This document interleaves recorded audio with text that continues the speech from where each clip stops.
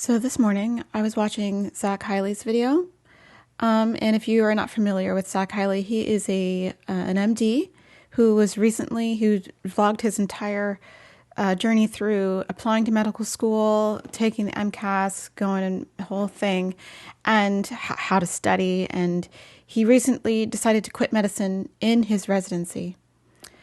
And a lot of what he said resonated with me this morning. The video is an hour and 9 minutes, and I watched the whole thing. I was on the edge of my seat the entire time. He's a great storyteller. And as you can probably guess, I'm a little lost. And by the title of the video, you can guess what is happening. I love YouTube. Love it. Love it so much. I didn't really start watching it until 2013 in any real way. I think before I was watching like just the odd cat video and like Lonely Girl 15, I think a few times when that was a thing.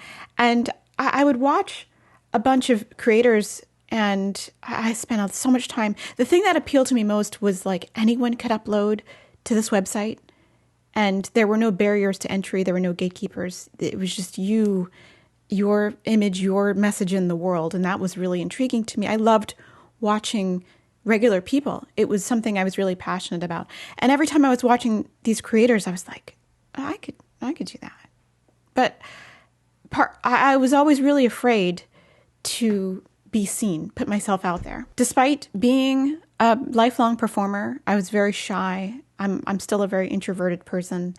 And I never really did that. And in 2014, I started a home organizing business called Hub Neat Organizing. Colloquially, Hub is what we call Boston because it's like the hub of the universe, all that stuff. So Hub Neat Organizing seemed to be kind of a cute little name.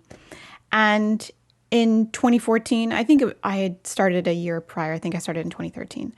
I was divorced. I was living in what I considered my little bachelorette pad. Was so cute. And I was so happy with sort of how I had organized it, how I had all these solutions for, rental, and I hadn't drilled anything into the wall or anything. And I thought it would be the perfect opportunity to share what I was passionate about online. And so I made a video in 2014. That video is unlisted. It is really bad. I made it with my iPhone 5. It's got like a fisheye lens effect, which is really weird. The music is way too loud. And the video in itself isn't good, but I had so much fun doing it. I didn't make another video until 2016. By this time I had remarried. Was in this new home, which was my first home I had purchased.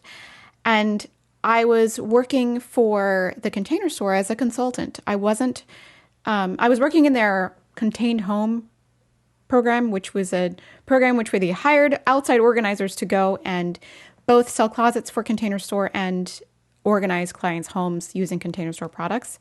And mainly what I was doing at the time was selling closets. I was going and measuring closets and selling Alpha and also their custom closets, now called Preston, I believe. At the time it was called TCS Closets. That was really the bulk of my work at the time. And it was good because I made a lot of money. I made so much off of commissions, off of every closet I sold. I was making the most money I've ever made. I have not made that much money since then, but I wasn't helping people organize their homes, which I really wanted to do. So I decided I would make this YouTube video that showed that I could actually organize as well as like sell you this closet. And so I made a video called Storage Solutions for Small Spaces. That video, and I made it public. I didn't make it unlisted. It was intended to just be sent in addition to my reply when I would get new clients from Container Store. That video was really successful for some reason with the general public, not people that I was intending to see it, but like strangers. And since I had an old Google AdSense account from when I was a fashion blogger back in the day, that's a blogger with a B, meaning I wrote posts and posted pictures instead of being on camera. I just decided I should monetize this video, and I attached that old AdSense account to this video or to that account and decided to start monetizing it. And it was really fun that the video got so much traction. It had, again, the music was way too loud. And, there are a lot of things I would not have done today, but it was super fun to see a video get views. It took me about 7 months, I think, to make another video. After that, I think it was the fridge organizing video. I actually made 2 or 3 versions of that video because I had analysis paralysis. I was refilming it. I was writing a new script and I would write another script. And at one point I was just like, just put it up, just post it, just stop doing this, just post the video. And after that, I kind of stopped being afraid and I would post more videos. My approach was always that I wanted to approach organizing and having you love your home from an achievable place. Because a lot of what I was seeing online was Pinterest, perfection, minimalism in a place where like there was no color or no sort of comfort or hominess in a space. And if that's your aesthetic, I'm not slamming that, but that's not everybody. Or there was this rampant consumerism to where you get caught up in the consumerist cog that we all live in, and we're just buying more things than you could keep track of. I wanted to make sure that people knew that there was a place in the middle that a typical person could get to: a nurse, a mom, a teacher, a stay-at-home dad, a dog walker, a musician like me, anyone that could want to get there. Like if you wanted to organize your bathroom, at the end, it didn't have to look like Pinterest. It could look like your bathroom, just a little neater, and so you could use it. That was my goal. And I wanted people to feel comfortable that there was a place in the middle. By the way, I got ultimately let go from Contained Home, which was the reason I continued to make YouTube videos.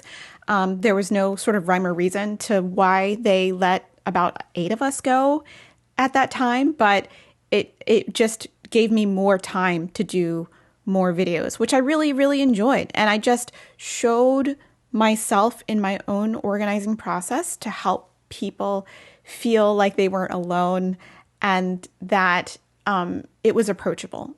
It was really exciting for me to see the channel get some amount of success. I was super excited to grow it to over 100,000 subscribers now, in which YouTube gave me this fun plaque, which I'm so proud of. I was so excited to be on national TV a couple of years ago. I've been in Better Homes and Gardens. I contributed to Consumer Reports, New York Times. What else did I do? Real Simple. All these things, which so cool. And somewhere along the way, it stopped being fun. The moment it started to get more stressful and less fun, I think, was the success of the first commentary of the Marie Kondo Netflix special that I made I think I made that video in 2018. I'm not really sure. But the video was the most successful. Well, it had the most traction on my channel that any video I'd had at the time had. And it was really exciting. It was also really scary. And a lot of the comments were really nice. However, a lot of the comments also were really nasty and mean and like weird.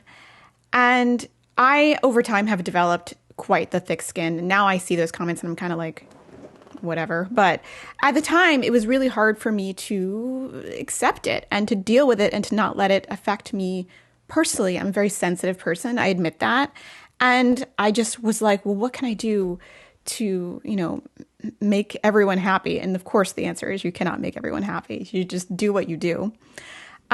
However, between 2016 and 2019, there was a time where I received a lot of nasty comments. And sometimes, this happened 3 or 4 times, I remember very specifically, where somebody would decide that they hated my channel and my content and would serially go and watch my content, ironically, and make mean and nasty comments just serially throughout an entire evening, a day, a couple of weeks.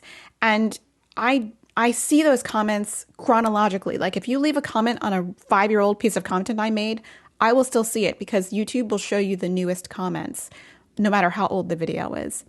And so it kind of stopped being fun. Logging on to YouTube Studio instead of being really exciting, seeing how your video is performing, seeing what people are saying, became this anxiety-provoking event where I would log into my YouTube Studio on my phone, my laptop, and instead of wondering what the conversation was on my channel, I would be on the lookout for the latest, like, mean, nasty, disparaging comment.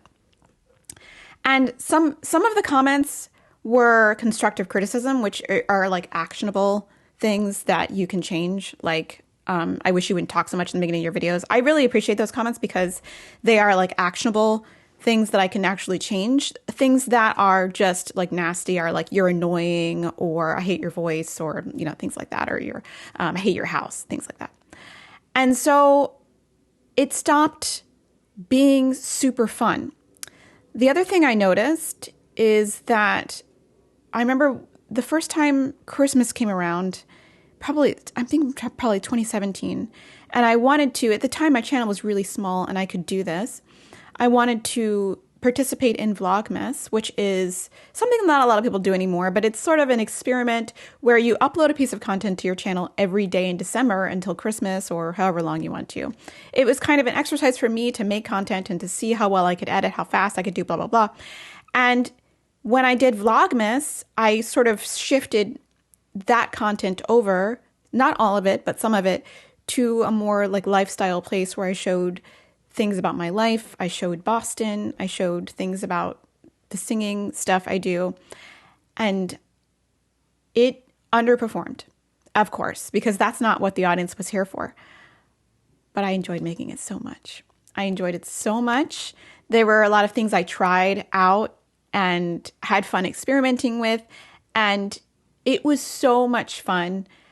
And I wasn't really worried about showing up as an expert. I could show up as Kay Patterson. Showing up as me instead of showing up as me, the expert, is an entirely different experience for me behind camera and in front of camera. And I was wrestling with that for a long period of time. But I never stopped uploading. I just kept doing what I thought was expected of me. Eventually, I did move that lifestyle content onto a separate channel because it continued to underperform whenever I uploaded it, with the exception of the Clover video, which is super weird because I made that video just as a fun experiment. And if you don't know what I'm talking about there, I made a video, I think in 2016, called The Day in the Life of Clover, who is my dog. And I had fun making the video because it was a creative muscle flex, because I made the video with no narration, none of me talking. It was just Clover, some background music, maybe some lower thirds on the screen to say what was happening. And it's just something that I thought would be fun to upload on the 4th of July as like a holiday video. That is the most successful video on my channel to this day. To this day, people are still watching that. He was 2 when I made it, and he's 8 now. But none of the other videos I made on this channel felt as fun to make as that one. Again, I just kept on doing what I thought was expected of me. And my dad got sick in 2018.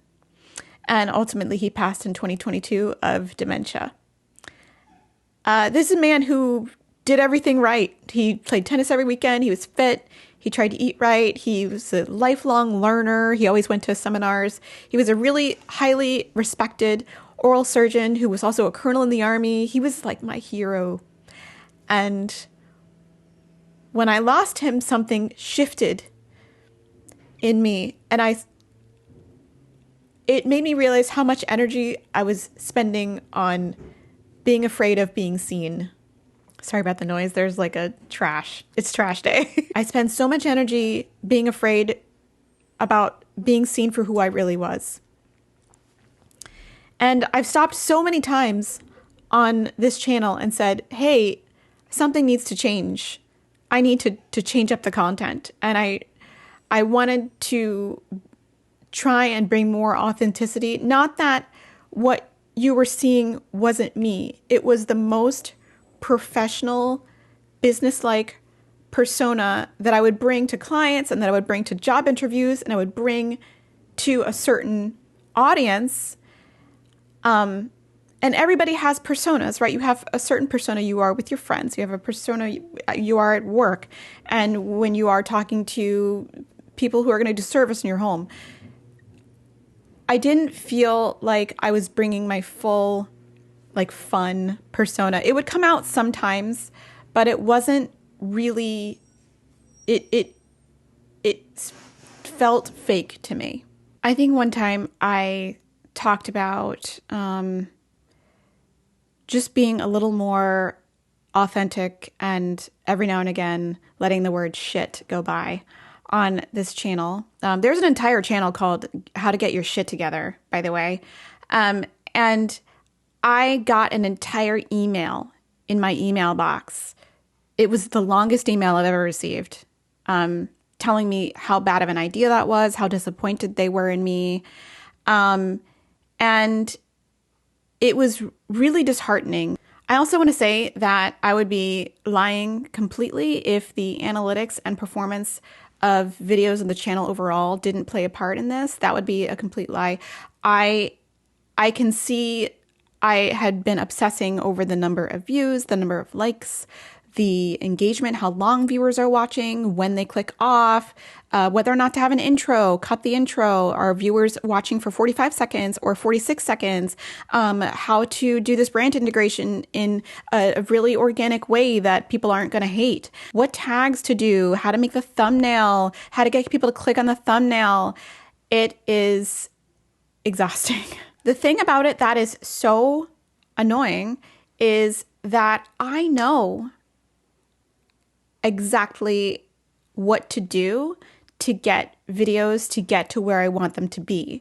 If I take, I don't know, 1 hour, 2 hours to edit my channel, not edit, but like audit my channel, do some research. This process, I've done this, it takes like a couple of weeks. I will look at my competitors or I guess colleagues and we'll compare thumbnail styles, and I will script a script that will be compelling, provide some entertainment along the way, make a beautiful video and make the thumbnail clickable, maybe put some really intriguing text on the thumbnail, make a really intriguing title, try out a bunch of different titles. Every time I have done that, the video has been successful. I've had a couple of accidents where I've made a video and filmed it in, less than an hour. Some idea they had, or I was passionate about something, and that has been successful.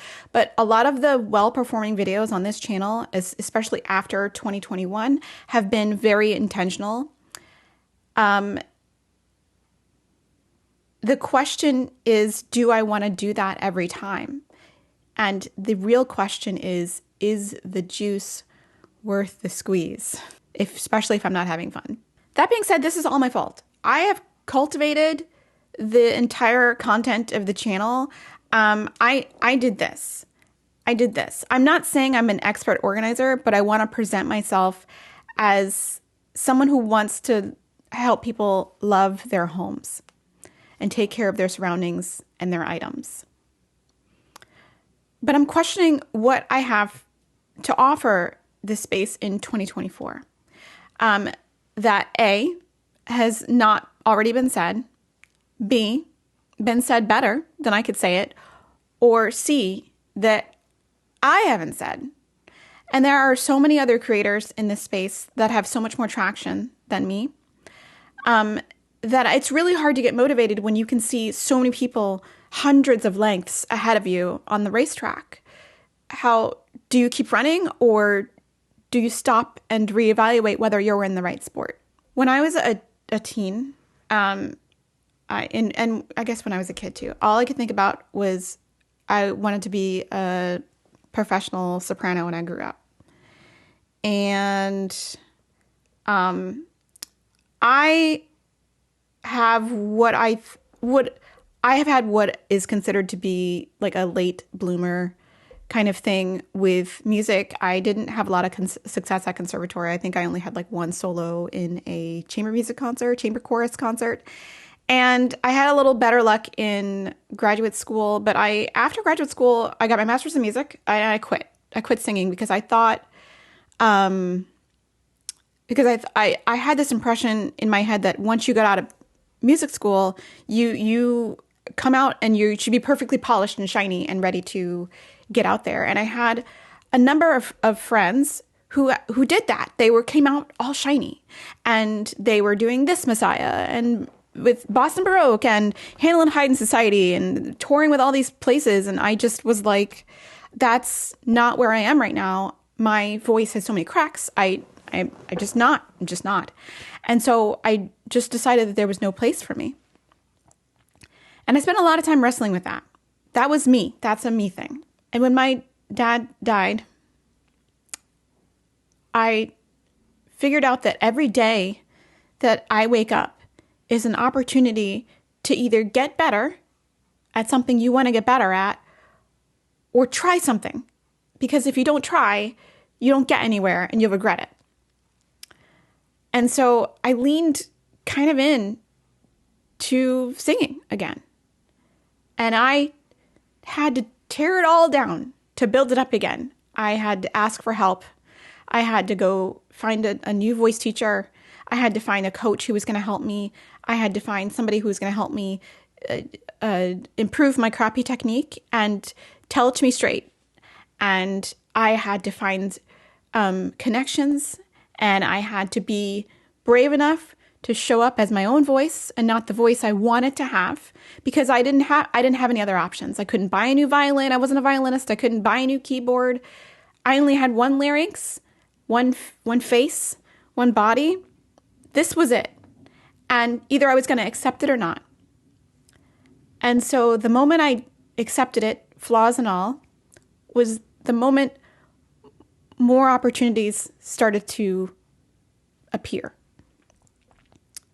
I'm not saying I didn't work hard, but I think attitude made the difference. And every time I'm on stage with my colleagues and an orchestra, and I see people in the audience and a lovely conductor, and I have my music in front of me, I am awestruck for 5 minutes, at least. I kind of take 5 minutes and I say, I can't believe I'm here, man. This is nuts. And they're paying me at the end. I always forget about that because I feel like I'm just there having fun. And every time they give me a check afterward, I'm like, oh my God, and they paid me too? Shit. Something about that leads me to believe that something is missing from this work. Because if I feel that way there, I feel like I'm wasting my time if I don't feel that way here. And so I want to feel that way here. So that being said, right now I have a whole spreadsheet of videos, scripts, ideas, storyboarded video content for this channel already planned in Notion. It's really neat. It's full of great content ideas, I think.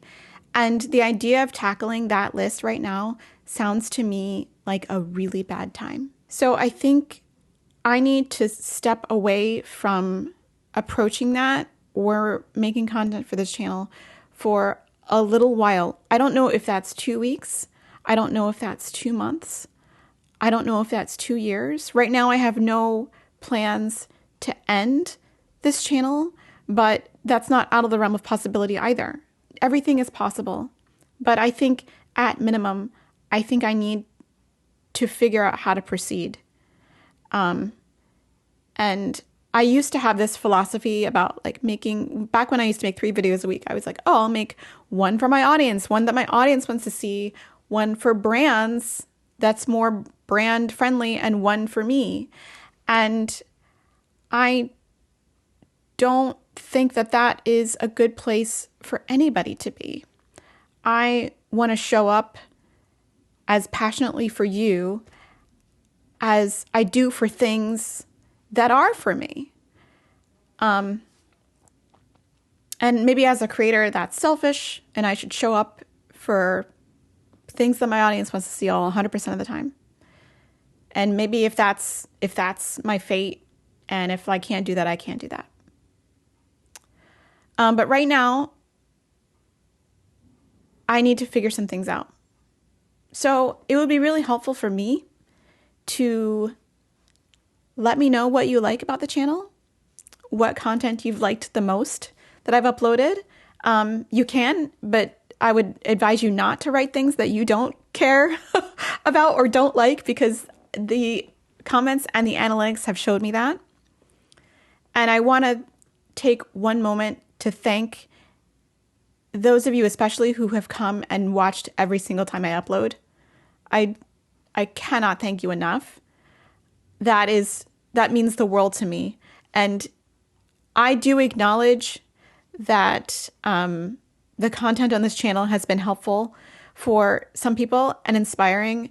And I've gotten the most kind, beautiful messages on Instagram, Twitter, in my email, whatever. I'm so sorry I'm emotional right now. I'm having a really crazy week. I have 3 concerts and I'm very emotional.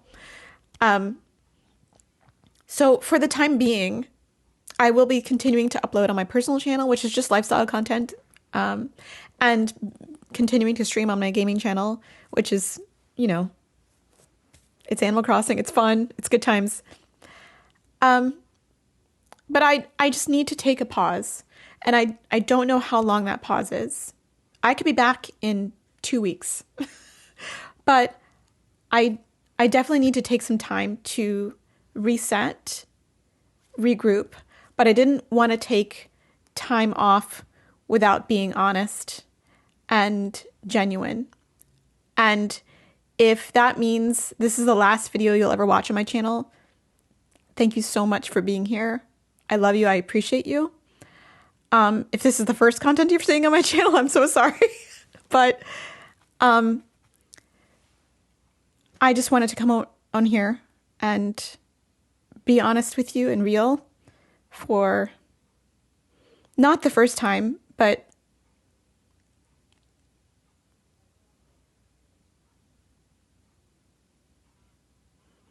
hopefully not the last time.